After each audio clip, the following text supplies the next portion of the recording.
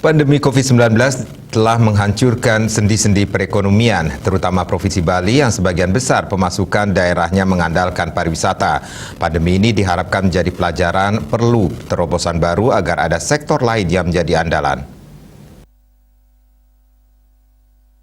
Bali sudah lama sangat dimanjakan oleh pariwisata. Banyak kalangan yang berbondong-bondong untuk berebut kue dari pariwisata. Namun semenjak pandemi melanda, sektor pariwisata pun sangat terpuruk. Pelaku pariwisata, Ana Agung Rai, mengatakan, pandemi ini diharapkan menjadi pelajaran yang sangat berharga, di mana selama ini sudah dimanjakan oleh pariwisata. Kedepan tidak boleh hanya mengandalkan pariwisata, di mana Bali banyak memiliki opsi-opsi untuk membangkitkan perekonomian seperti pertanian, perkebunan, kerajinan, dan yang lainnya. Tentunya pemerintah dan stakeholder terkait harus bekerja sama dengan baik, sehingga sektor lain selain pariwisata bisa diandalkan menjadi penopang perekonomian Bali.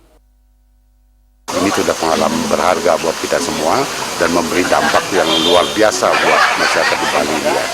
Nah, untuk itulah kita harus diredesain lagi ya, ditata ulang lagi ya. Yang menekuni pertanian silahkan, yang menekuni perkebunan silahkan, itu harus diperhatikan, dan khususnya juga para kria-kria yang ada di Bali, pengrajin kita itu ya. Untuk mengatasi terjadinya penyebaran pandemi ini, diharapkan seluruh pihak tak henti-hentinya selalu taat prokes sehingga segera mengatasi musibah ini. Ratna, Bali TV.